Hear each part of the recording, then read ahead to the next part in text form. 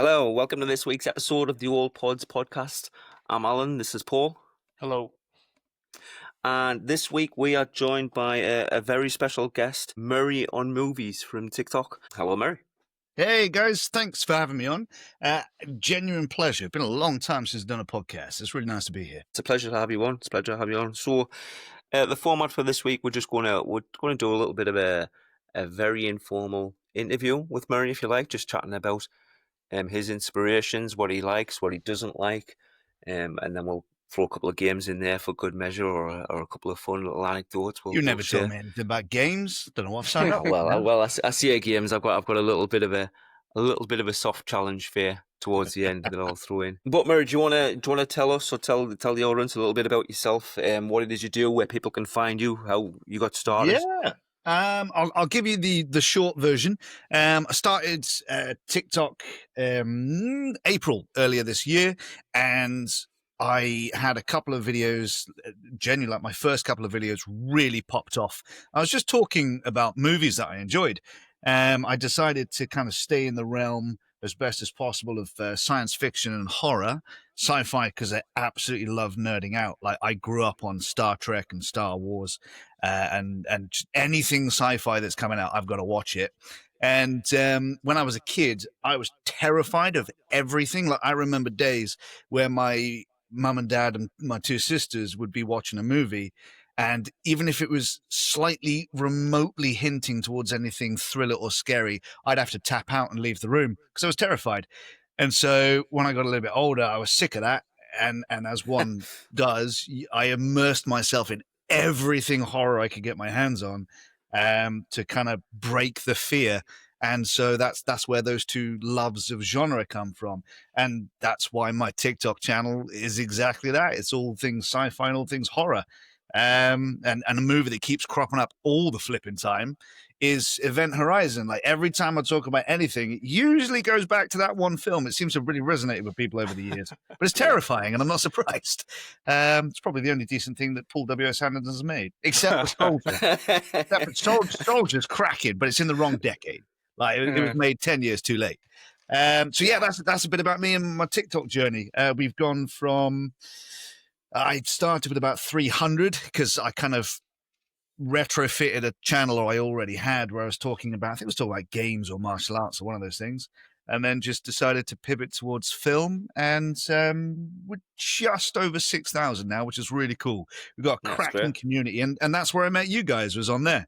Came across your little TikTok channel, and didn't realize that it was like a long form podcast, and went to Spotify and subscribed. And the rest is history. Like, been listening to it ever since. Great. No, obviously your following's great. Like in the videos, like obviously you'll seen yourself. Like I'm regularly zipping out of the videos that you post, commenting on them. The takes you've got are very much align with the things that we talk about and we chat about. So it's good. There's definitely a commonality there that we all share, really. We chatted a little bit just in the last episode, Austin, didn't we, about kind of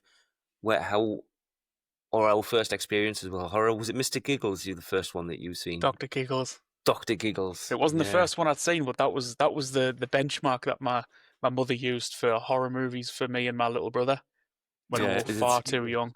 And is it scarier than Dr. Giggles? Yeah, is it scarier than Dr. Giggles? That was what we'd always ask. And it was kind of an alright benchmark because my mother, she loved horror movies, but she had no concept of quality or anything like that. So she would be renting absolute, like, complete trash. Yeah. And that was the benchmark. But I've never heard of Dr. Giggles. 92. I mean, it's a non-film. It's complete rubbish. But for some bizarre reason, that was the one that me and my brother always said, "Is it the scariest Dr. Giggles?" Because I think there's a couple of murders and stuff in it. It's a film about a serial killer. Anyway, as I was telling the story last week, that it blew up wildly in my face.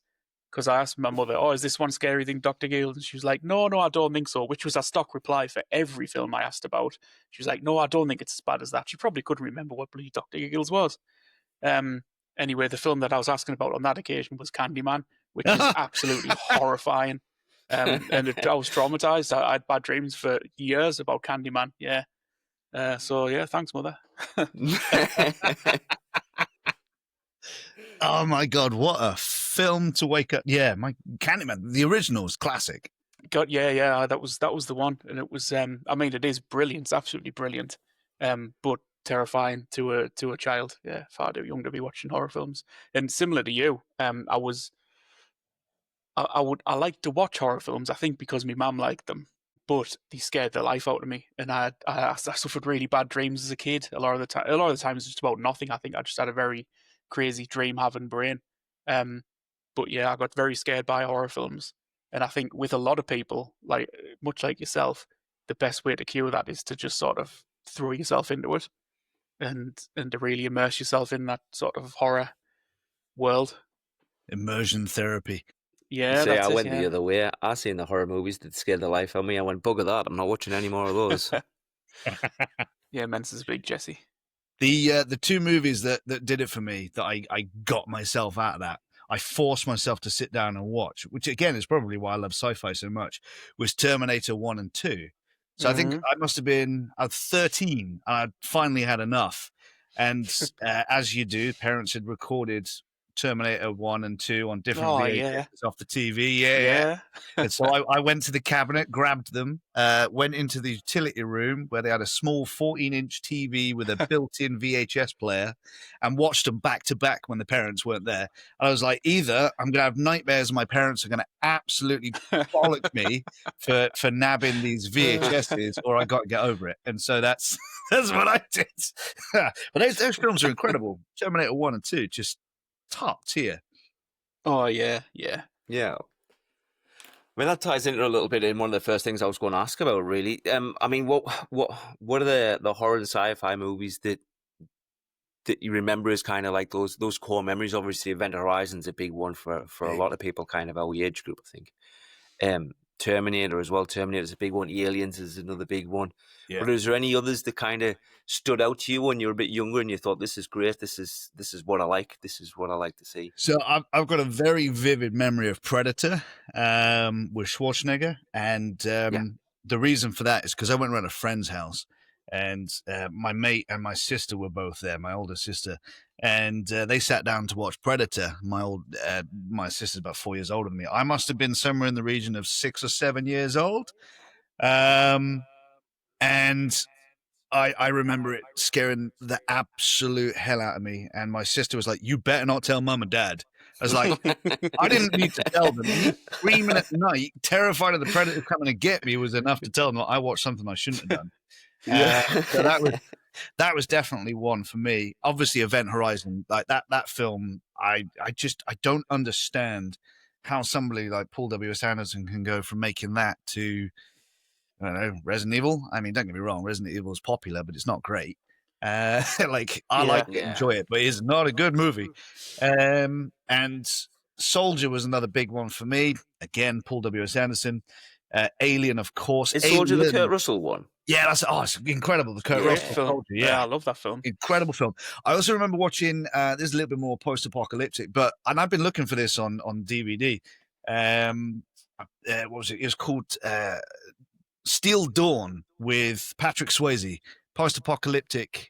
He's in the desert, and the reason it's called Steel Dawn is because they don't really use guns anymore. They use swords, and that was incredible. And Blade from '98. Obviously, I was a little bit older then, but fantastic. In fact, I love Blade so much that one of my signature moves that I do in classes these days, I learnt it because he does the move in the movie. And I spent 2 weeks repping it, making sure I got it pitch perfect. And now I teach it to my students, and they struggle with it almost as much as I did. God, Blade was an incredible movie. Blade was one of those like really formative for a lot of people. I think it was like it was sort of, I always think of it as the pre-Matrix awakening. Yes, like Blade walked so Matrix could run. I think in that sense of coolness and sort of and action as like this kind of, I don't know how you would put it, almost ballet, like, but not in the Chinese kung fu type stuff. None of the string stuff. Yeah, just like really kinetic, sort of fast, hyper violence, but like gravity based, rather than floating around and doing kung fu and things. Yeah, we were talking about it recently, weren't we? Where we were saying that it was one of the first few movies where, certainly for me anyway, where everything felt like it had that little bit more weight to it. So every punch, every kick, impact, felt like it was really solid. And that felt like a lot because of who they cast. Because Yeah. Wesley Snipes is an incredible martial artist on his own, Oh, let yeah. alone an actor. And so when he threw those techniques, like, as you said, they had weight behind them. Like, they felt Yeah. like they connected Yeah. on the screen, which up until that point, you had the odd actor or two that would do it, but it was largely staged, and it kind of looked like it and it felt like it. Yeah. But that movie was just incredible. And then, yeah, what, a year later, The Matrix comes out. Like, that's a hell of a 1-2 punch, 98, 99, Yeah. with those two movies. And obviously, you got the classics as well. So when I was a kid, you got Star Wars, which I watched loads, and you got Star Trek. My parents and I used to watch it on BBC Two every single Thursday, because that's when it aired. And so I grew up with all of that stuff. It's got so much TV. I kind of transitioned more away from TV into movies, but one that really stuck with me in the early 2000s. I think it started in the late 90s and transitioned into the early 2000s. Was Farscape. Oh yeah. Oh, It yeah. was so good, Love Farscape. so Yeah. good. Yeah, it was great. By far my favorite TV, sci-fi TV of all time. And they're using Jim Henson puppets. I mean, come Yeah. on. Uh-huh. I was completely forgotten about Farscape. Oh, mate. And I obviously, loved I've it, never yeah. thought about it for years. I remember watching the final episode of season 4 on, I forget, I think it was on BBC, no, Channel 4. Anyway, it doesn't matter. I was watching the last episode, and then, the cliffhanger comes along. And I remember back when you had TV narrators, the narrator said, because it says to be continued on the very last episode, and the narrator said, in spite what it says at the end of that episode, there will not be any more Farscape. And I damn well near cried. Yeah.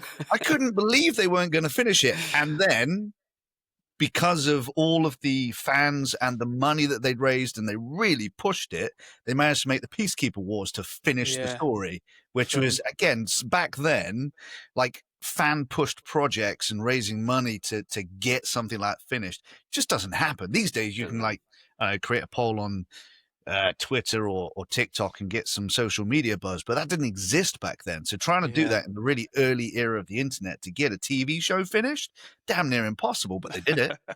Yeah. So good. Yeah. I remember that final episode. Yeah. Oh, Yeah. oh.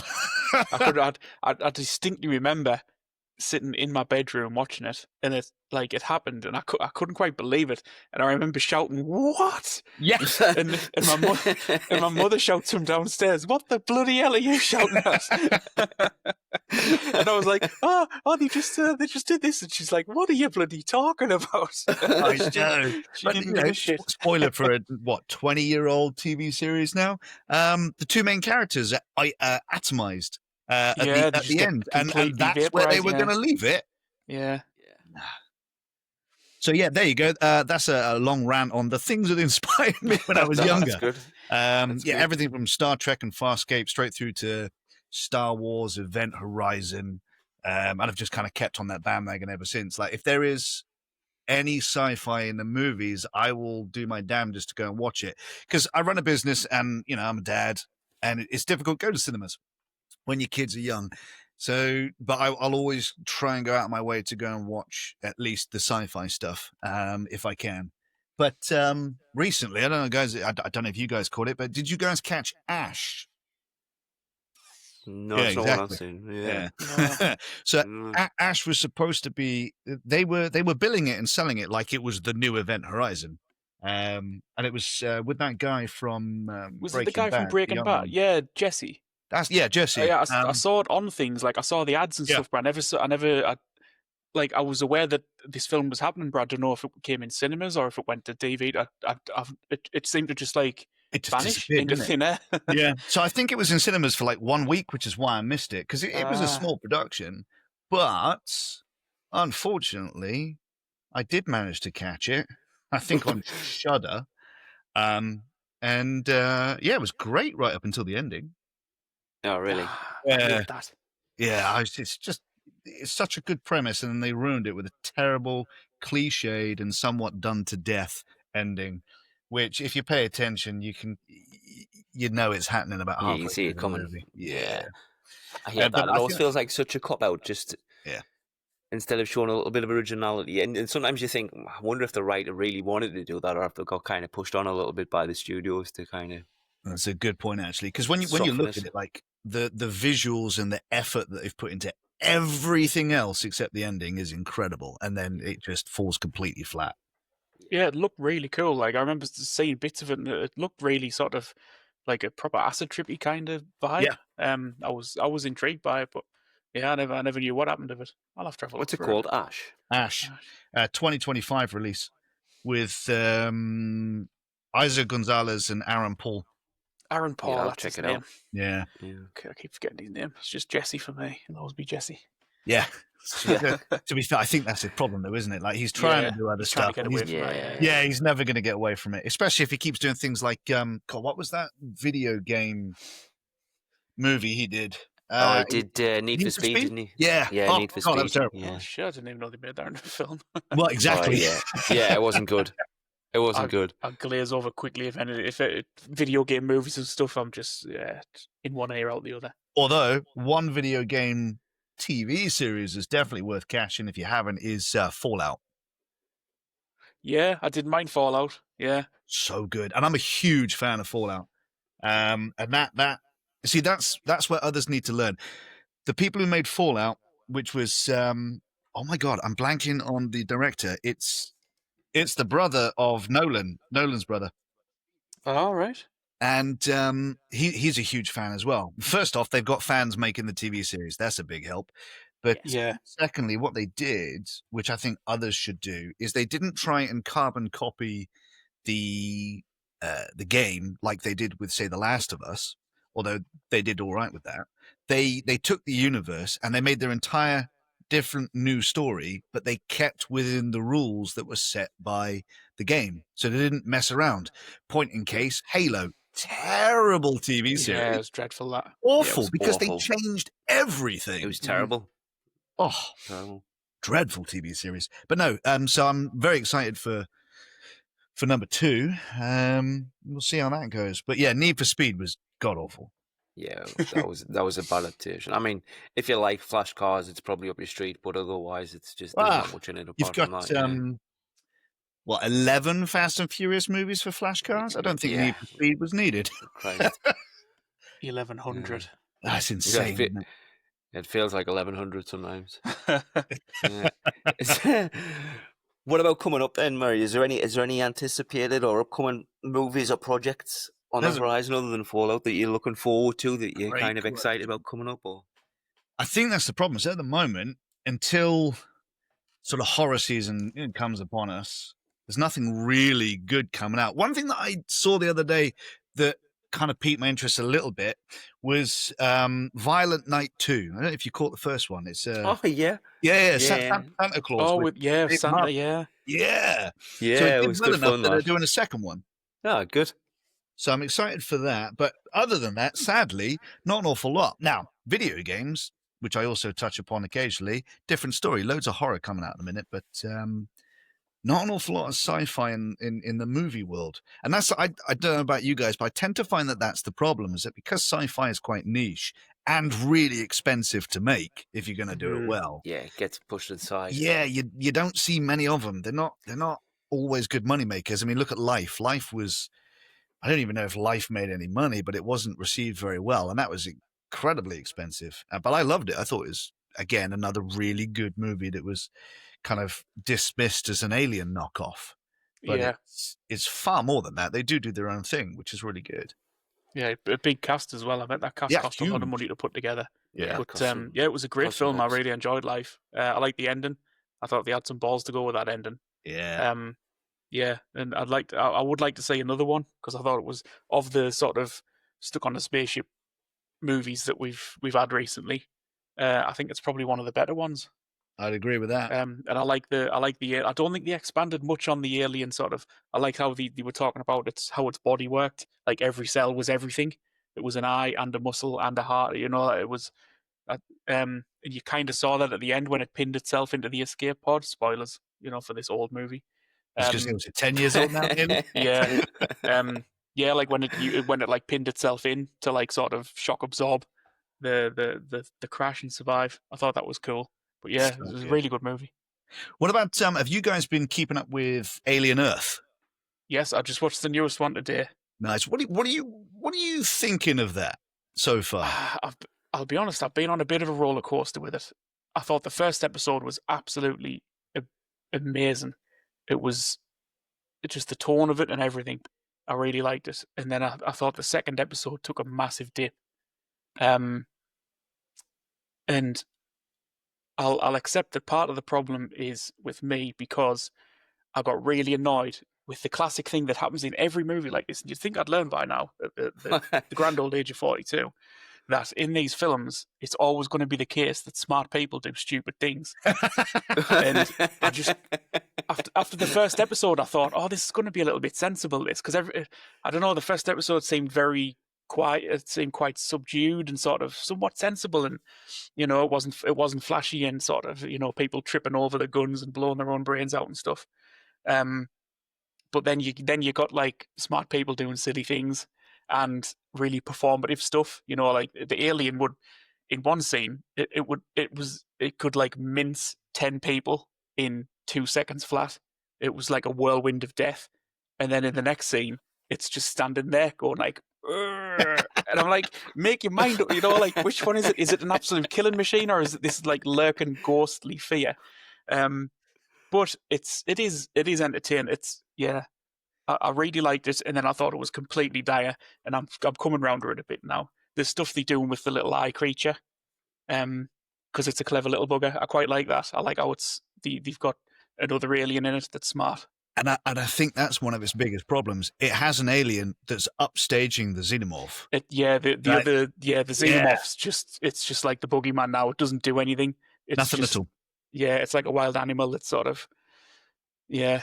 And that's the problem with horror, isn't it? Because let's face it, was it 78 that Alien was released? So we've had, 30, 40 years of Alien? No one's terrified of the alien anymore. We know what it is. No, he's like the ultimate jobber. He just gets his head kicked in. Like he'll kill a bunch of red shirts, and then he dies at the end. And it's like, haha, like, got him again. Me, one of the biggest problems, I think it was episode 3, might have been 2. It doesn't matter. Is when the androids, or excuse me, when one of the children that's been placed into an android body, because that seems important, takes on an alien face to face and wins. I'm like, I know that you're stronger and faster, blah blah blah, but come on, I mean, really off screen as well. Yeah, well, yeah, that's a really good point. Yeah, it's Again, so you've got the ultimate killing machine versus a child, a kid, just been placed into a robot body. Yeah. Nah. Just it's so I kind of echo. Balance. Yeah. Well, this is it. There's no. I kind of echo what you're feeling. I mean, like some of the episodes I really got on with, but what I'm having to find, or what I'm finding that I have to do is kind of switch off from the fact that this is in fact the alien universe and just go down the route of it's an entertaining sci-fi. But it doesn't, it's not scary. I don't think they're trying to make it scary, but as you pointed out, it's really inconsistent with the behavior of the xenomorph for sure. And now we have an alien. Like that eyeball is far more interesting than the xenomorph. Yeah, he's cool. Yeah, because it's so clever and it's like it's figuring things out and it's doing. So, have you seen the newest episode? Yeah, I watched that today. Yeah, same. Yeah, that was certainly the best episode after the first one. Yeah. Seeing how things went down on the ship, that was good, and you got to see the little eyeball being a cheeky little bastard. Yeah. But yeah, I'm on the fence. It's one of them where like it really could go either way. It could turn out to be quite entertaining, or it could turn out to be just complete hogwash by the end. Like this little eyeball, it's a cool idea, but they could ruin it quite easily. They could essentially turn it into another jobber. Yeah, especially when you consider that it's a TV series, so they're gonna want to make a second series for sure. Oh yeah, they're going to make 10 series. Yeah, they're going to leave threads open, which I really wish they wouldn't. But thankfully, I say thankfully, I think I'm enjoying Alien Earth a bit more than Romulus, because Romulus felt like the greatest hits of the previous Alien movies before it. Yeah. I thought the relationship between the two main characters, and again, I have a terrible memory. I usually look these things up, but the android playing as a brother, Mm-hmm. and the main character, I thought their relationship was good. Was it Andy, the name of the android? I can't remember. I'm the same. I'm terrible with names, character names. Yeah, I'll This is tell you in why- a second, because if I don't look, it'll drive me up the wall. I'm looking it up as well. It was. Yeah. Yeah. Yeah. Yeah, Andy. So David Johnson Andy. playing Andy. I actually preferred Andy when he was a stone cold product of the Wayland Corporation. You know, when he got that A million percent. He put the Yeah, when he he put got the the corporate switch. chip in, didn't he? Yeah. That was great. Yeah. so much more interesting. And I'm like, million don't, percent. don't erase that. That's a brilliant character. Yeah. Yeah. So yeah. And he played it very well, like the switch Really between like the Dalton kind of brother to this Stone Cold machine was great. It was a great switch. So good. I was thinking while I was watching the new one today, I was thinking things would like in the Alien universe, the Wayland Yutani and now this new company, Prodigy or whatever it is, Wayland's always trying to get hold of the aliens and they always fuck it up. They always send a bunch of like minimum wage mechanics or something like that to transport the alien eggs back. Surprise, surprise, it all goes to shit. However, they probably have a lot more success if they stopped making androids that weren't completely fucking evil. Because they just all assholes. Like, I'm watching it and I'm like, who made this thing? That's a good point. So it's in Aliens. Oh yeah, Bishop was nice. Bishop was nice. So Bishop was nice. clearly he must have been like an experimental model, or Yeah. he was a misprint, and so they're like, Yeah. we'll just send him on this deep sea, this deep ass mission. He's probably going to get destroyed anyway. He's not evil enough, so we need to get rid of him. Because I think, I think he's the only friendly android in the whole film series. Yeah, oh I no, think so. apart from Winona Ryder. Oh, Call, yeah. Oh, she was, yeah. she was nice. Well, this is one of the things I was going to talk about, funnily enough. I was Oh. going to get into Aliens towards the end for a little bit of fun. So, only the mainstream movies, so Alien, Aliens 3, Oh no, don't do it. Resurrection, Prometheus, Covenant, and Romulus. How would you rank them? Oh my god, What's the okay. best of the best? And what's the bottom of the list? So, I know that I hold a slightly controversial opinion here. Alien and Aliens are top tier, and you can flip them on a dime. Yeah, they're one day interchangeable, aren't Alien, they? one day Yeah. Alien. And I think Depends that's what mood quite- you're in. If you want a bit of sci-fi action, it's number one. If you want a bit more 100%. horror, it's Alien. Yeah. Totally agree with that. And I think that was the genius in making Aliens an action movie and Alien was a horror. James Cameron knew what he was doing even back then.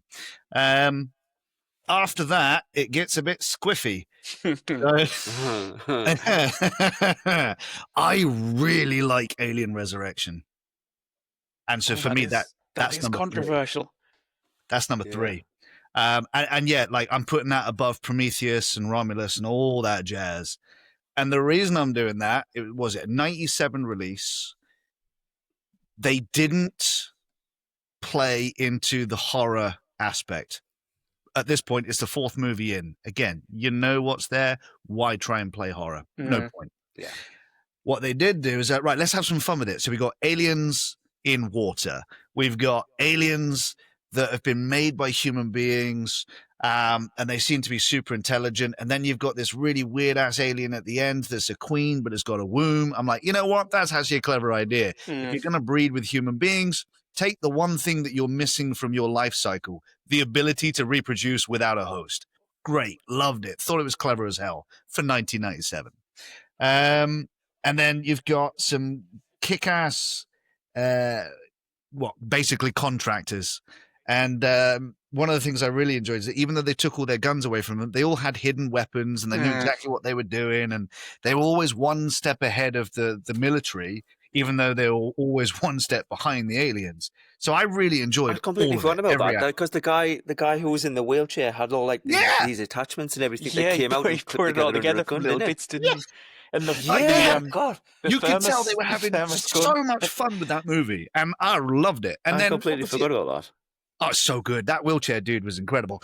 And then obviously at the end, you've got the whole really weird alien human hybrid that instantly killed the alien queen. And then Sigourney Weaver had a bit of a weird relationship with it before she blasts it out of a tiny little hole, which coincidentally also happened in Space Truckers, which is a fun little movie. Space Truckers. Oh, mate, Dennis Dennis Hopper Truckers. and Stephen Yeah. Dorff back in '93, I think. God, yeah, I forgot about Yeah, that.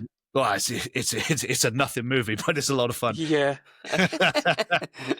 and so okay, so yeah, I'm delaying the point. So Alien and Aliens, then Alien Resurrection, then it's going to go Alien Covenant,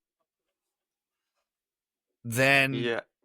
Prometheus, Romulus, and Alien 3. Ooh.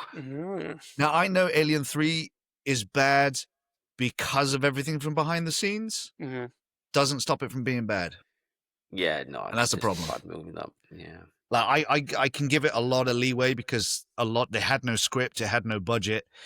They were literally making the movie up as they went along. It had some really good character actors, but it just wasn't enough to save the movie. No. That being said, the entire franchise is still heads and tails above most other sci-fi franchises out there. I mean, if you look at, I don't know, modern day Star Wars, not a fan. No. At least with modern day No. Alien, still happy with what they're doing, even though it's not a crack on what they did back in the 70s and 80s.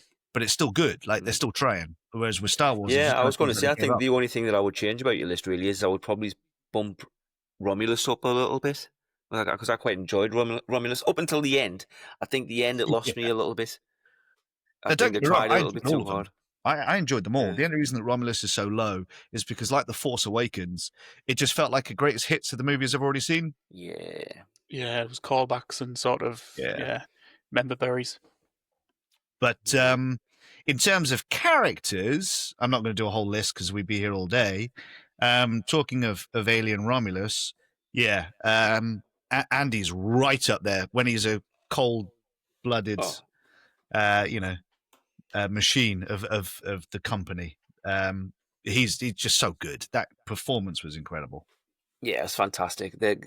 David Johnson, is it? Is that his name, David Johnson? Yeah, that's it, David Johnson. Yeah, he definitely deserves his flowers because he played a great part in that movie. Oh, sorry, go on a tangent. No. It's actually reminded me of a movie that I am really looking forward to, and that's The Walk.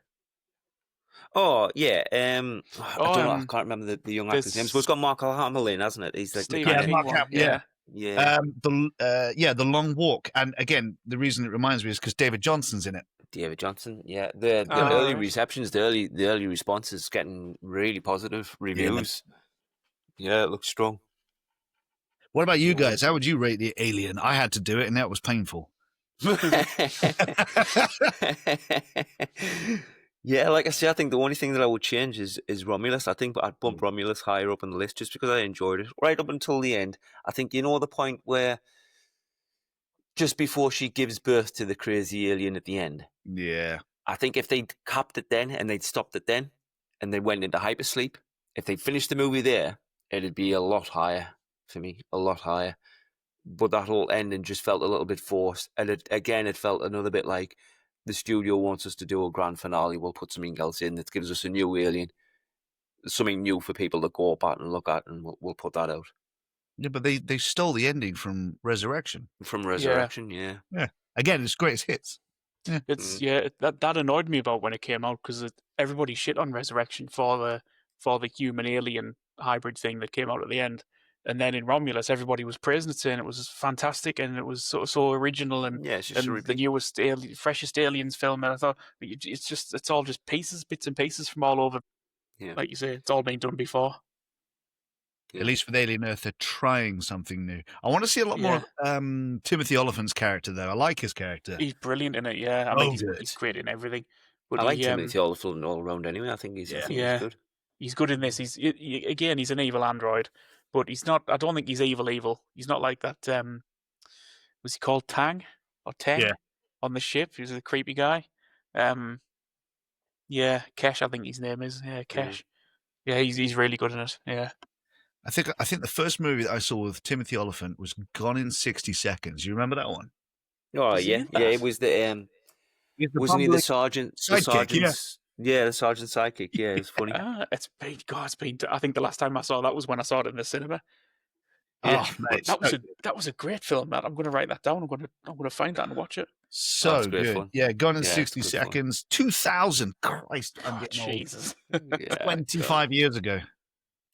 With a very young and smoking Angelina Jolie. yeah. God, she was yeah. very hot in Vinnie that Jones movie. as well. Yeah. Yeah. That was an all-star cast. Like, that cast was Yeah. incredible. Because it's a nothing movie. It's a car heist movie. And the cast made it. Like, they made that movie. Yeah, Oh yeah. I remember there was a lot of like back and forth with them, wasn't there? Yeah. And it tied together with a few good car scenes, car chases. I think that and Ocean's 11, not 12 or 13, they don't exist. That and Ocean's 11 are like two of the best ensemble casts that are just having fun with the material because they know that the premise is ludicrous. Mm. And they just make that movie. Yeah, I enjoyed Ocean's 11. For all I'm not a fan of that sort of, they were trying to create that modern Rat Pack thing. Yeah. Yeah, I enjoyed it. Yeah, I never saw the others, and I don't intend to. Yeah, don't bother. No, I wouldn't bother. I wouldn't bother. 11's great. If you leave 11 as a standalone, it's great. Yeah. It's good. And I really like the banter between Brad Pitt and George Clooney. They're great. They go great. They work great together. Did you see the movie last year? Was it last year? It came out called Wolves. No, I knew you were going to ask that. I've not seen it. Is it any good? Like, is the chemistry still there? It's good. Yeah, definitely. Nice. It's the best thing about the movie, to be honest. I wouldn't put it as one of the best movies in the world, but if you've got some time to kill, put it on and it's enjoyable. It'll make you chuckle. So a couple of good bits of action in there. But it's just the banter between the two of them. Like, they bounce off each other really well. Not like some of the other nightmares that have been out recently. God. Which brings me on to, actually, is there anything you've watched recently or over the years, at any point really, that you've been really excited for, you put on and you went, that was a load of... or you've been really disappointed with, do you know what I mean? Yeah, as you said on you gave us a TikTok challenge. Yeah. Something similar, not quite the same. Okay, so yes, I was looking forward to Ash. Like, the reason I brought it up earlier is because it was a huge disappointment for me. I was super excited. I was like, this is going to be incredible. It's going to be the next Event Horizon. It's about time. It's been 30 years. Nope. But thinking back, and again, it's not related to what I normally talk about, but again, it's action, and I love all that sort of thing. I was pumped, and I mean ridiculously excited, for, do you remember a little movie called Smoking Aces? Yeah. Yes. Oh my God. So I was at uni, I think, when It's that got a big cast as well, Smoking Aces as well. Well, Isn't this it? is it. The cast list was incredible. The director, his previous work was very like serious, and Joe Carnahan.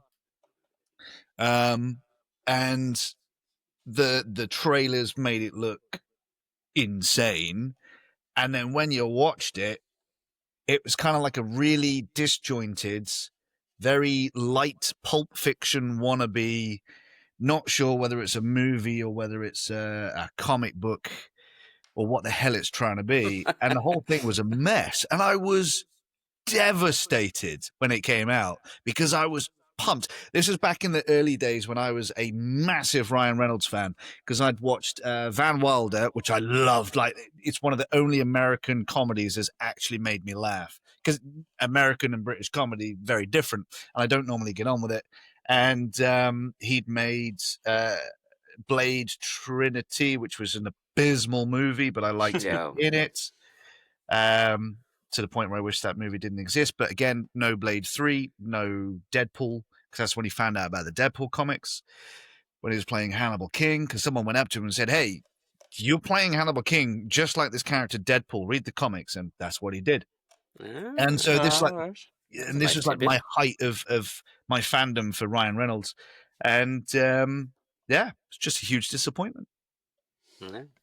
I thought the same with Smoking Aces as well. I remember, like you say, I remember the trailer coming out. I remember the premise of it being reading like a team of hitmen sent to a hotel to catch a magician. Like that just the premise and the ideas that could come for that are absolutely amazing. I was expecting, like magic tricks and like I'm here and then I'm gone. Like they were actually hunting this magician, not just And in the end, it was all the parts were there as well because you had like there was the nut jobs, the three crazy dudes with the chainsaws and stuff, and then there was the two girls. One of them was a sniper, and one of them was like a honey trap, and then there was the three bounty hunters. Ben Affleck was one of them. And I Yeah. was like, "There's like a cool little bunch of teams they all do." And there's the bald guy with the masks, and the guy with the swordy thing, and it's like, "This is fucking sick." And Oh, then I'd forgotten about him, the assassin. Who just Yeah. yeah. Oh He god, dresses yeah. as like the hotel manager or That's right, something. yeah. He kills the guy from Lost, doesn't he? Yeah. He's brilliant in it. He plays like a nerdy security guy. With And like then broken and then glasses and everything. Like he's yeah, but again, that I think that was the problem. Like it just played on a whole bunch of stereotypes and tropes, and they never really came together. yeah. There was very little interaction. It was sort of like a lot of scenes of Yeah. things happening, and there wasn't really that much interaction between them all. It was a strange film. I've come to like it a lot since it came out, but I remember that initial disappointment, thinking, "Where's the magician? Why is he not doing magic? Is he not doing stuff?"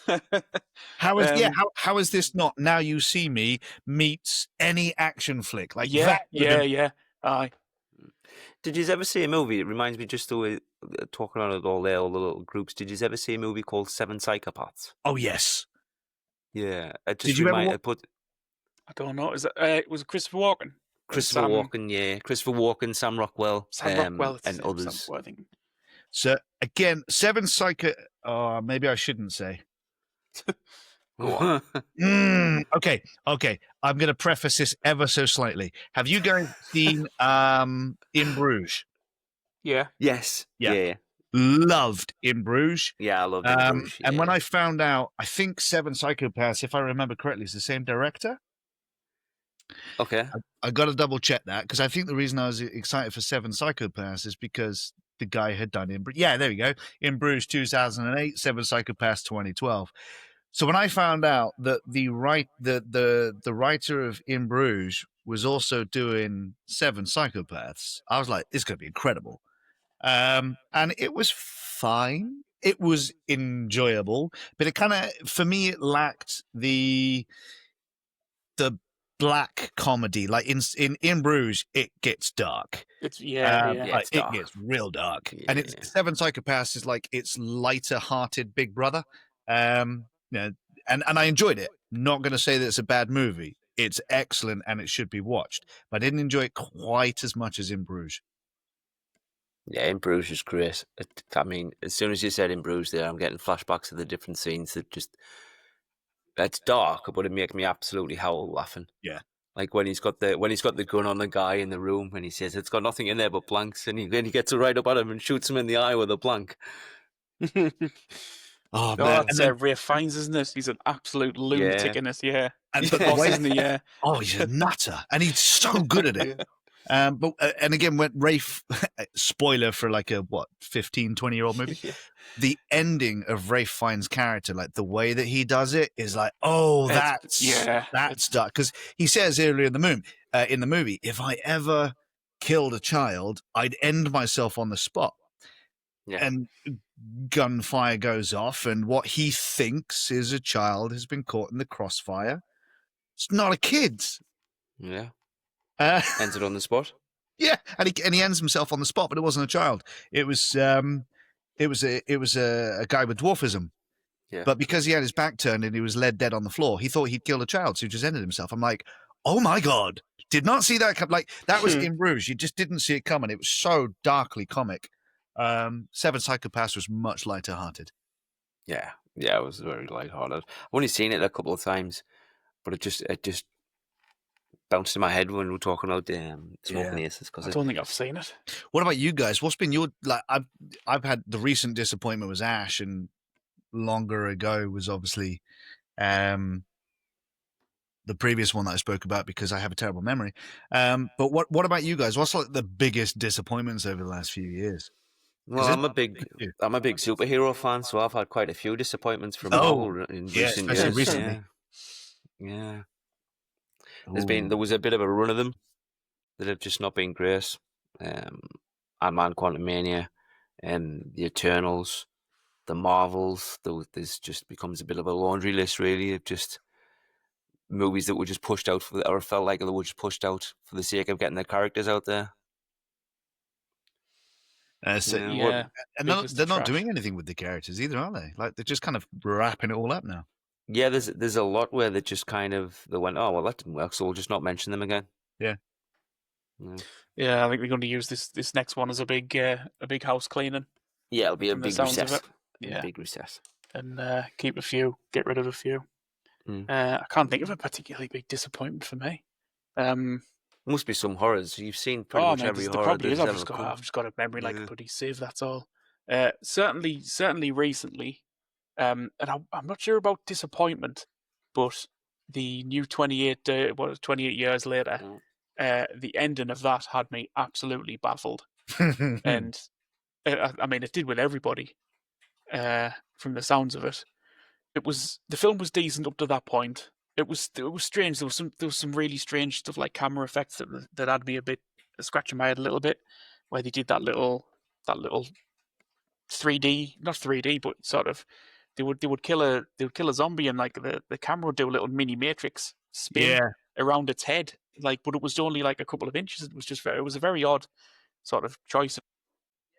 Yeah, that ending, I know it drove everybody nuts, and it drove me a little bit nuts. At first I was baffled, completely baffled in the cinema. I'm willing to give it sort of the benefit of the doubt because I know they filmed this one and the next one, Bone Palace or Bone Temple, whatever it is. I know they did them back to back, so it might just be one of them things that was kind of mangled in the edit a bit. The trailer dropped either yesterday or today for Bone Temple. Looks decent, to be fair. Yeah, it looks good. Yeah.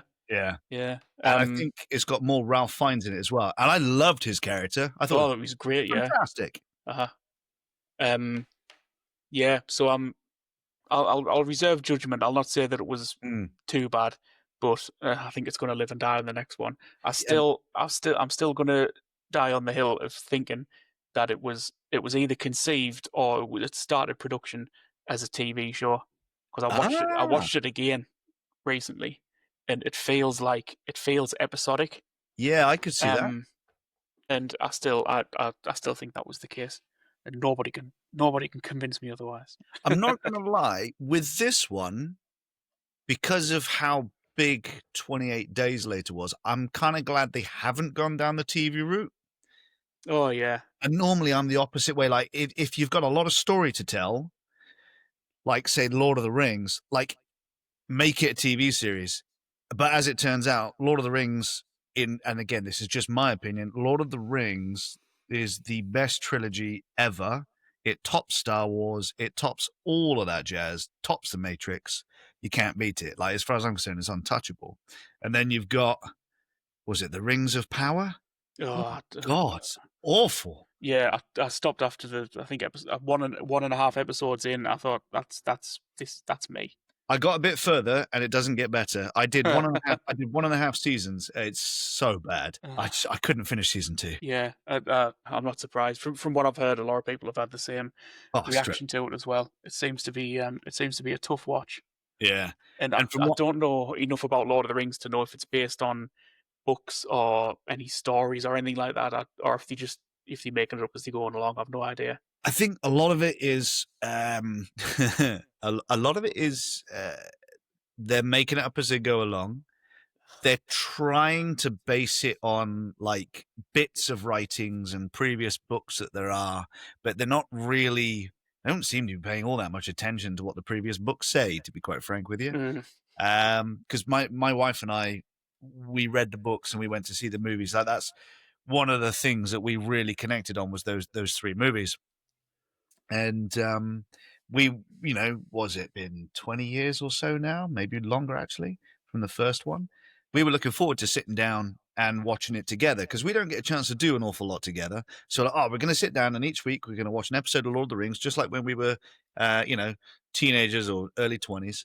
And she gave out, or she gave up around about near the end of season 1. She was like, "Yeah, I'm not watching this anymore. It's terrible." And then I gave up sort of halfway through season 2. Mm-hmm. Absolutely awful. But I'm glad they went down the movie route with the 28 years. I think that's going to serve it better than anything episodic. And they got a trilogy. 2 of them have been made, and I think they're in the process of getting the third one greenlit, so that they can make that as well.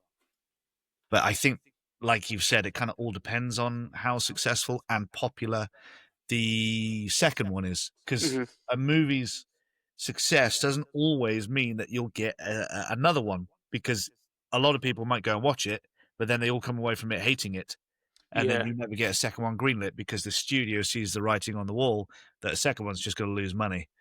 And I think that's where they're at with number 2. Like, because the first one was so dividing on audiences, if number 2 is not popular, I'm not sure we're going to get the end of the trilogy.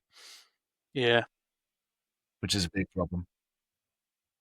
Based on the trailer for the second one, I think they're going to pull an I Am Legend, because you see the Doctor with the big alpha brute.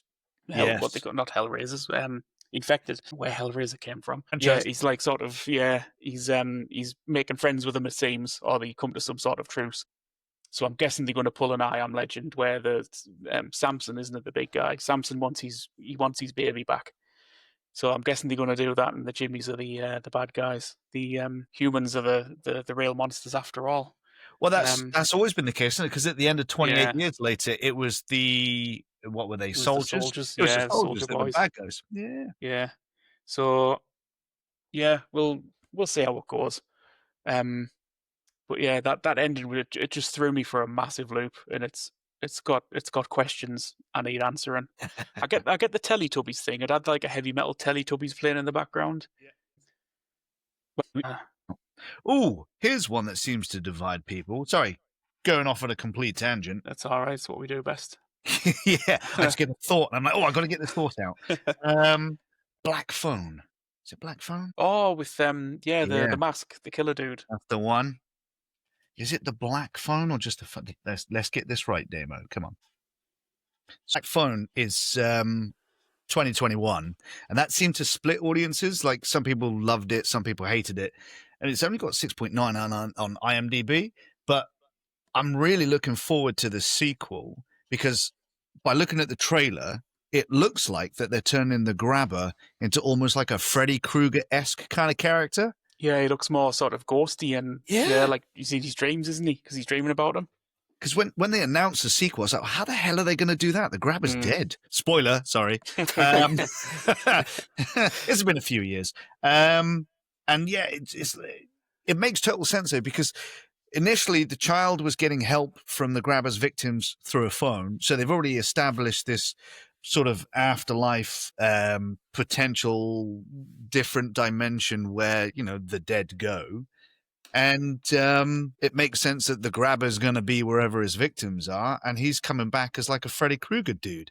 I'm like, now if they lean into that full weird Freddy Krueger with the same level of energy that Ethan Hawke brought as the Grabber in the first one, that movie has potential to be incredible. Yeah, he was good in the first one. Yeah, I mean, I think you say I wouldn't say saved the first one, but he was definitely the high point of the first one, and I think he plays like a creep really well.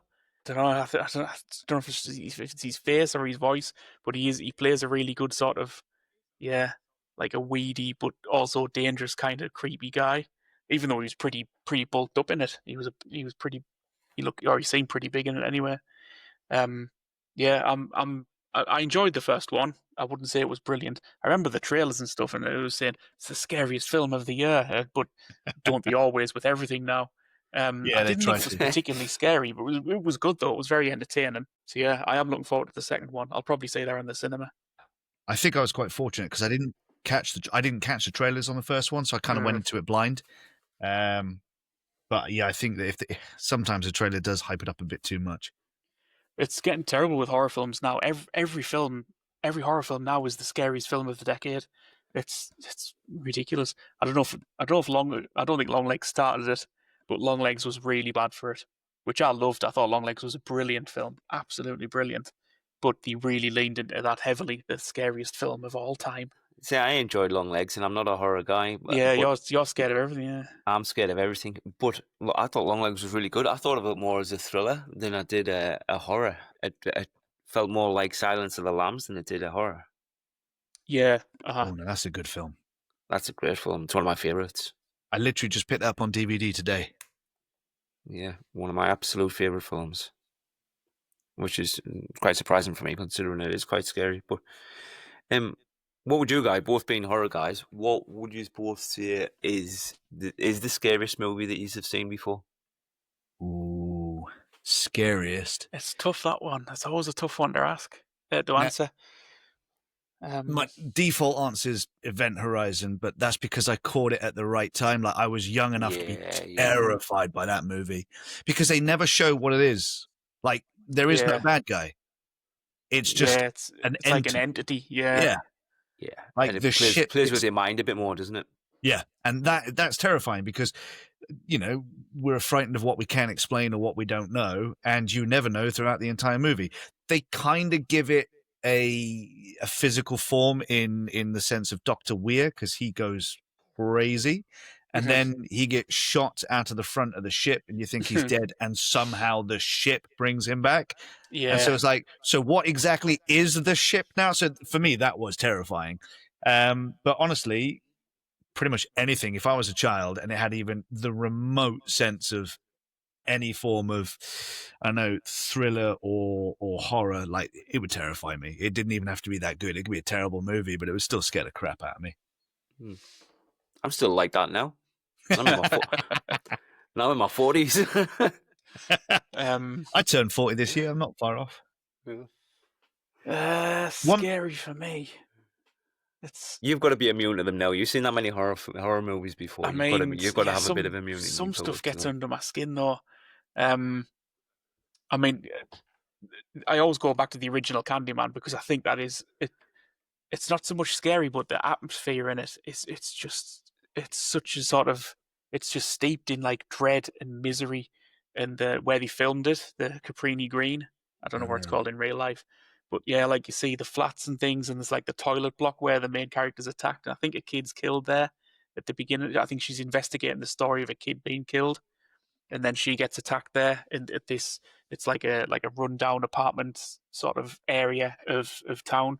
It's just miserable and grinding. It's a horrible, oppressive atmosphere in that film.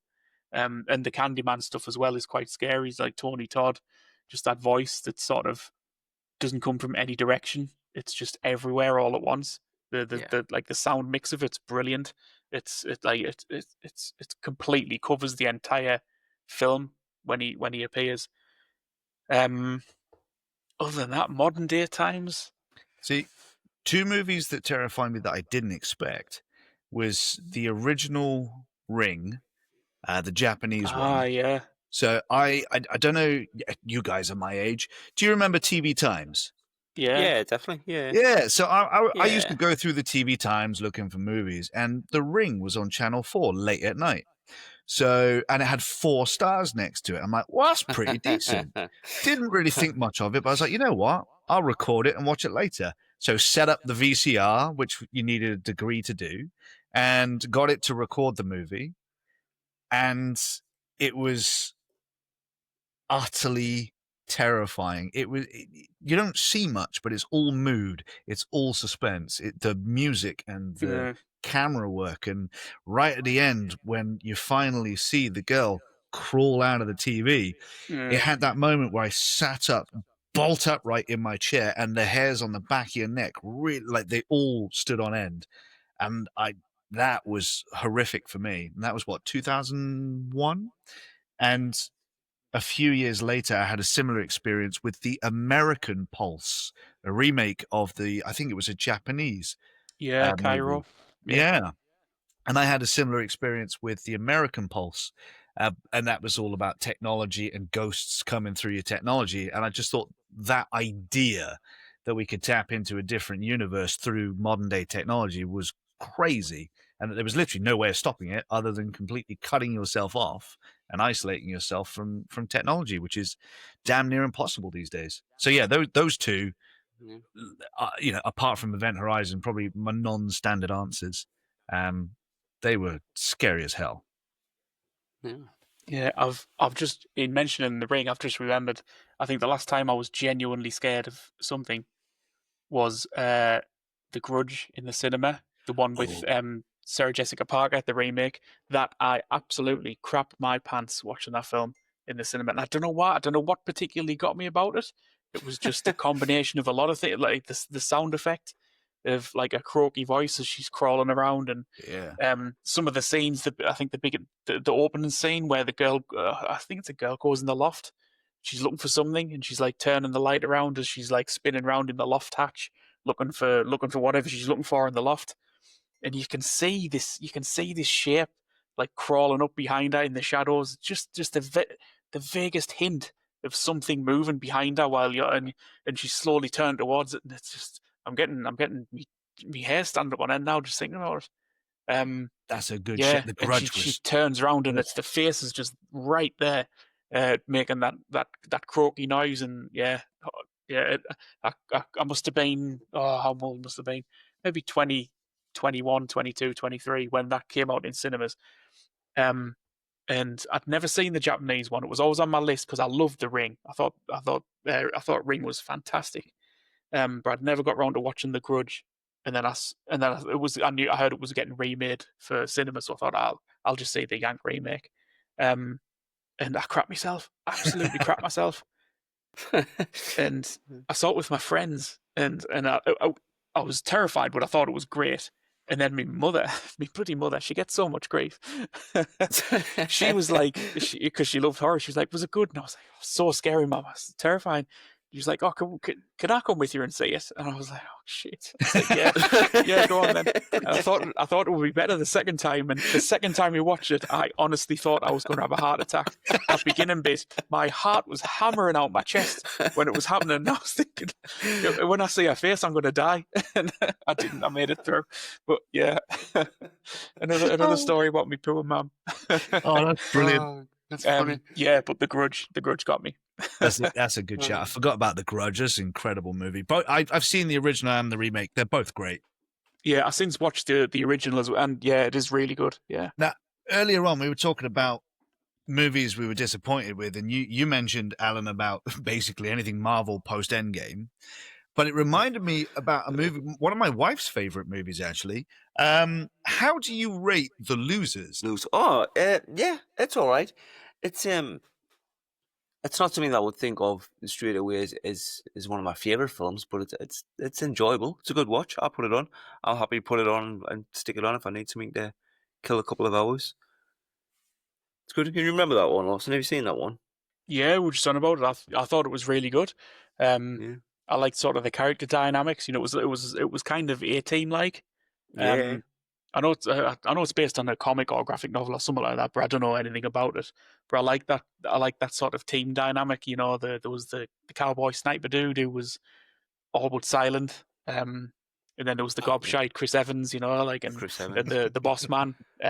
What's his name? Yeah, he played that character great in his younger days, Chris Evans, didn't he? Like the cocky kind of upstart kid. Yeah. Yeah, and then it had, what's her name? The femme fatale, Gamora. Forgetting her name in real life. Zoe Saldana. That's it.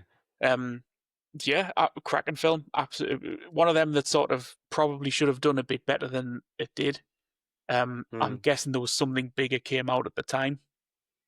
Probably some kind of comic. Something will have caught it, or something will have competed with it, or something will have pushed it back. It'll have come out at the same time as bloody Iron Man, or some rubbish like that, or something big, a Lord of the Rings maybe, or a 2010. That was kind of the early heyday of Marvel, to be fair. Yeah.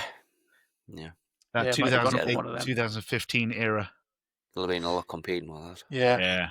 Yeah. Great film.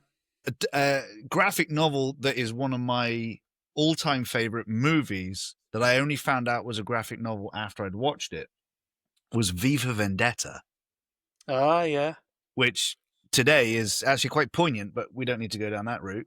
But that was another graphic novel that they made, and I just thought that Hugo Weaving as V was just so well cast, and you couldn't see his face through the entire thing, and yet what he does with his body and the way that he performs, it's all physical.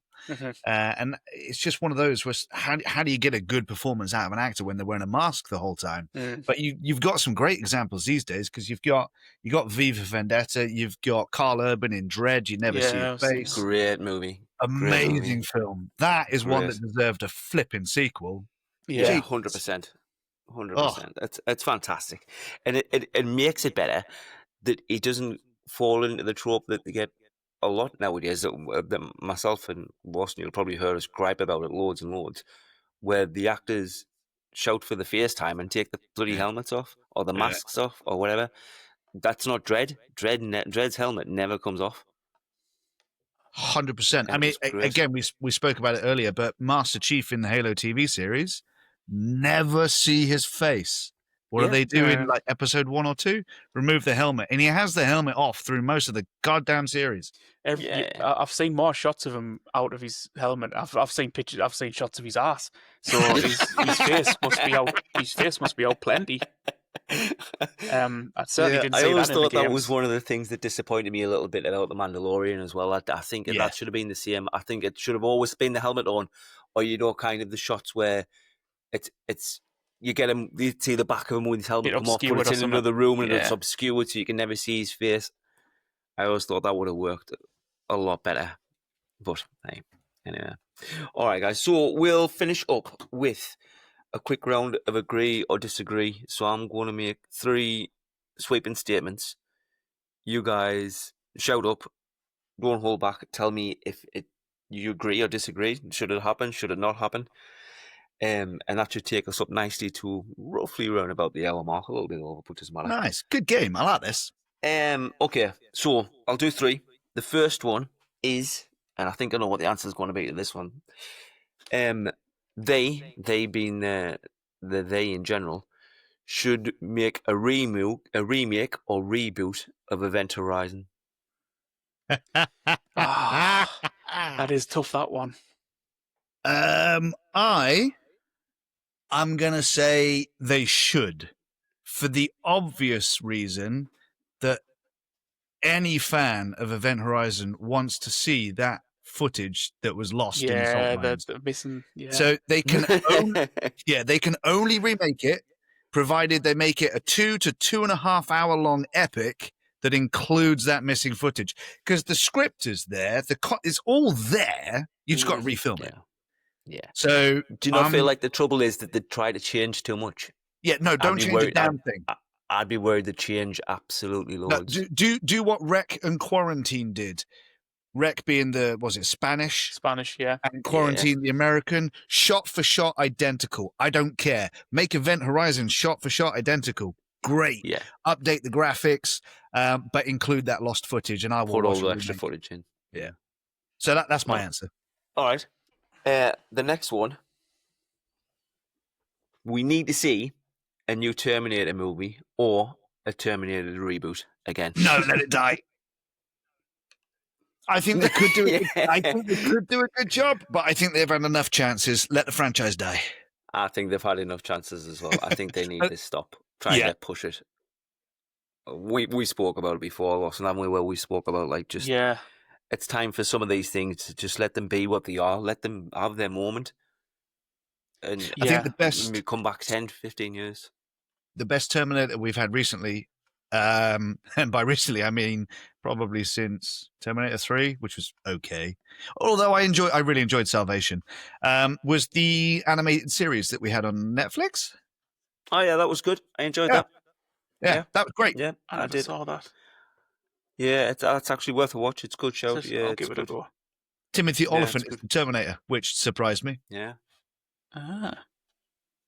So but other than that, let the franchise die. Yeah, Terminator's one of them where I think so. I think like most of them, it's got so much potential, but they just keep ballsing it up. They can't be trusted with it anymore. And much as I'd love to see a good Terminator film where, like the first one, where it was a borderline horror film, where it was the Terminator was sort of like, like you said, it'll never stop. It'll just keep coming. I like that sort. That was the thing that scared me about the first one. They really built that up, and it was just relentless. Just kept Yeah, coming.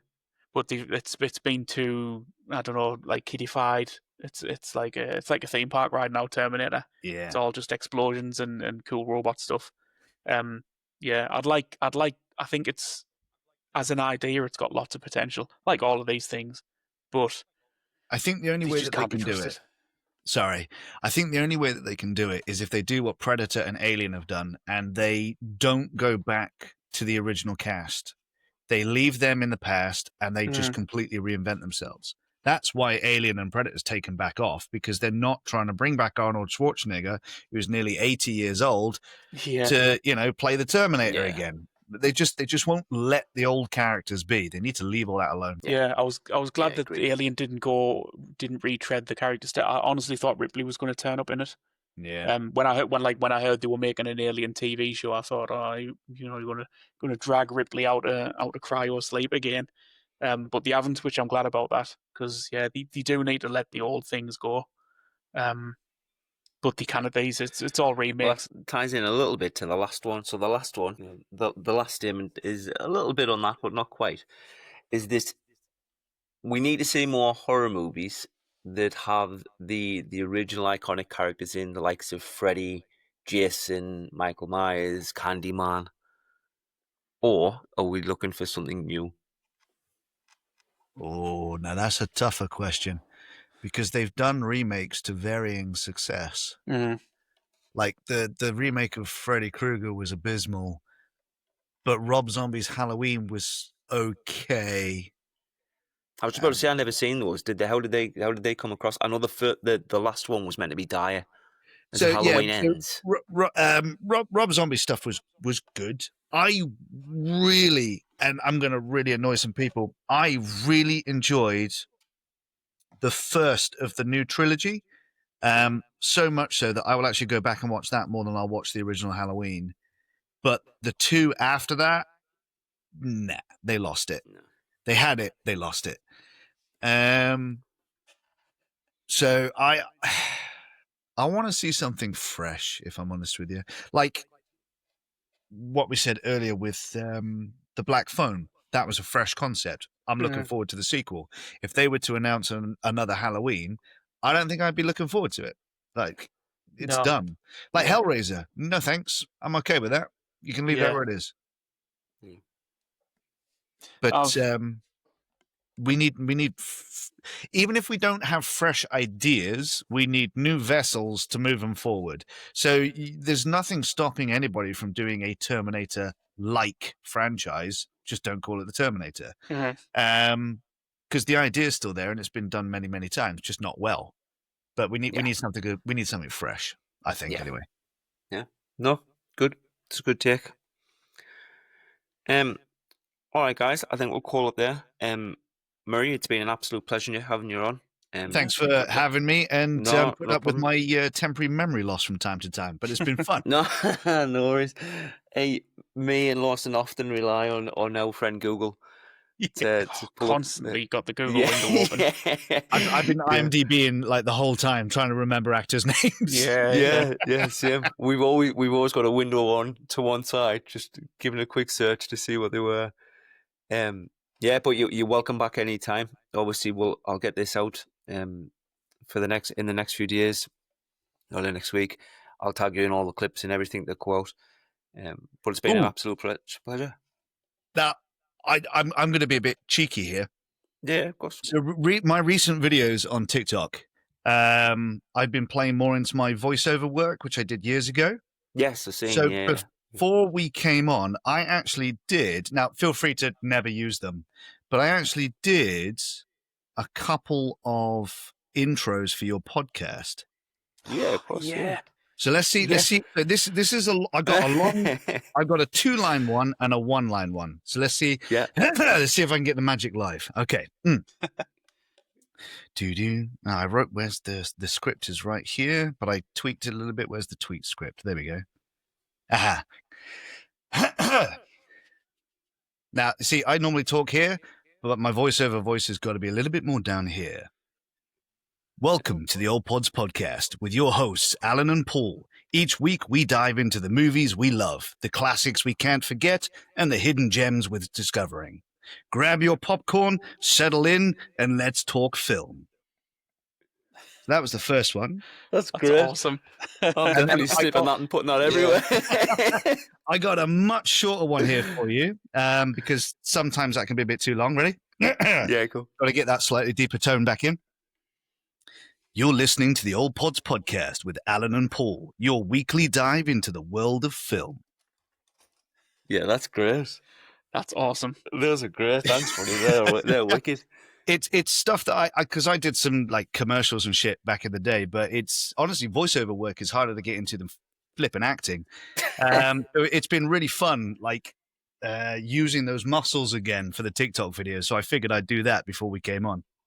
No, that's great, buddy. Yeah, Thank you it's very great. much. Much appreciated. I No imagine- worries. What? It's been a pleasure, and it's a very very small token of thanks. I've genuinely appreciated. This is really cool. Yeah, it's been great to that's have you on. It has. That's been good. Like I say, open invitation. Feel free to come back anytime. If there's a particular subject or anything we're talking about, I'll drop you a message, see if it's something you want to jump in on, and open invitation. Feel free to jump in anytime. Legends. Thanks very much. Yeah, thanks again, guys.